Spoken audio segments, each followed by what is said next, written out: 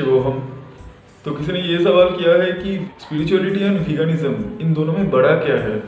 Undoubtedly अगर veganism and spirituality की comparison किया जाए तो स्पिरिचुअलिटी या आध्यात्म का जो स्तर है वो सबसे ऊपर है। उसकी वजह ये है कि अगर कोई व्यक्ति का चेतना का स्तर बढ़ा हुआ है तो वो डेफिनेटली करुणावान हो जाएगा। बट अगर कोई वीगन है, इसका मतलब ये नहीं कि उस व्यक्ति का चेतना का लेवल बहुत हाई है और वो व्यक्ति वाकई में करुणावान है। क्योंकि जब हम अहिंसा की बात करते हैं तो अहिंसा का मतलब सिर्फ इतना नहीं कि मैं किसी जीव को नहीं मार रहा हूँ। इसका मतलब ये भी है कि किसी जीव के प्रति मेरा कोई द्वेष नहीं है। तो ये जो द्वेष ना होना, ये आपको अध्यात्म सिखाता है। क्योंकि चेतना की ऊंचाई तक पहुंचने के लिए आपको प्रकृति से मुक्त होना पड़ता है। प्रकृति यानी संसार, यानी कि आपके मन में बसे राग और द्वेष। तो राग और द्वेष से जो पार हो पाता है वही इंसान उस परमात्मा को प्राप्त होता है और उसी इंसान की चेतना का स्तर ऐसा हो जाता है कि वो चाह के भी किसी और जीव की हत्या नहीं कर सकता।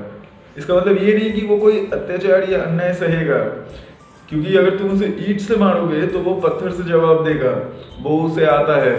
बट इसका मतलब ये नहीं कि तुम्हारे लिए उसके मन में कोई द्वेष होगा।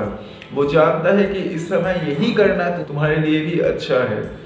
तो बेसिकली किसी के लिए द्वेष ना होते हुए भी किस तरीके से स्टैंड लिया जा सकता है वो आपको आध्यात्म सिखाता है। और जब हमारे अंदर से द्वेष मिटता है तभी हम हर जीव में अपने आप को देख पाते हैं। हमें ये एहसास हो पाता है कि ये सारा का सारा संसार आपस में जुड़ा हुआ होता है। तो इसका मतलब ऐसा नहीं हो सकता कि मैं सबसे श्रेष्ठ हूँ। और इसीलिए उस इंसान के मन से हिंसा जो है वो समाप्त हो जाता है। क्योंकि हिंसा तभी तक जीवित रह सकती है कि जब तक आप सेल्फ सेंटर्ड हो, यानी कि ये जो आपका आई है या मैं है या ईगो है, जब तक आप कोई भी ऐसा काम करते हो जो कि इस चीज़ को और बढ़ाए, या तब तक वो हिंसा है। क्योंकि आप कोई भी काम करते हो वो अगर आप अपने स्वार्थ के लिए करते हो, वो स्वार्थ ही अपने आप में हिंसा हो जाता है। लेकिन अगर आप में ये ईगो या अहम समाप्त हो जाता है तो जो भी काम आपसे निकलता है वो हर जीव के लिए शांति का वातावरण पैदा करता है। तो इसीलिए अगर आप सिर्फ वीगनिज्म पे आपका फोकस है तो फिर आप जीवन के उस पहलू को नहीं जान सकते जहाँ से करुणा का उद्गमन होता है। तो चेतना तक पहुँचना या चेतना को निखारना किसी व्यक्ति का जीवन का परम लक्ष्य होना चाहिए।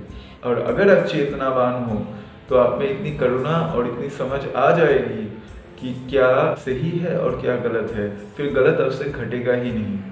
और एक चीज़ देखिए, क्या आपको ये लगता है कि जो व्यक्ति शाकाहारी है क्या वो व्यक्ति चरित्रहीन नहीं हो सकता? हिटलर जो थे वो तो शाकाहारी थे ना, लेकिन उस व्यक्ति से ज़्यादा क्रूर आपको कौन दिखता है? तो कोई व्यक्ति वीगन है या वेजिटेरियन है, इसका मतलब ये नहीं है कि उस व्यक्ति को आप करुणावान होने का कैरेक्टर सर्टिफिकेट दे दो।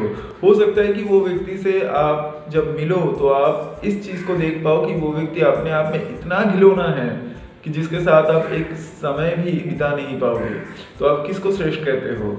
सबसे पहली बात, किसी के चरित्र का मूल्यांकन जब आप करते हो तो उसके विवेक से करो, उसकी चेतना के स्तर से करो, ना कि सिर्फ एक पहलू देख के। वीगनिज्म जो है वो सिर्फ एक पहलू है कि वो व्यक्ति ने ये तय कर लिया है कि मेरे द्वारा किसी भी जीव की हत्या ना हो। ये बहुत ही अच्छी क्वालिटी है और बिल्कुल प्रशंसनीय है। बट इसका मतलब ये नहीं कि कोई व्यक्ति अगर वीगन हो जाता है या वेजिटेरियन हो जाता है तो वो बहुत महान बन जाता है। इस चीज़ को इस तरीके से समझिए, अगर आप रेप या चोरी करते हो तो आपको सज़ा मिलती है, लेकिन अगर आप नहीं करते हो तो उसके लिए तो आपको कोई पुरस्कार नहीं मिलता। इसकी वजह यह है कि ना करना ही नेचुरल है और करना अननेचुरल।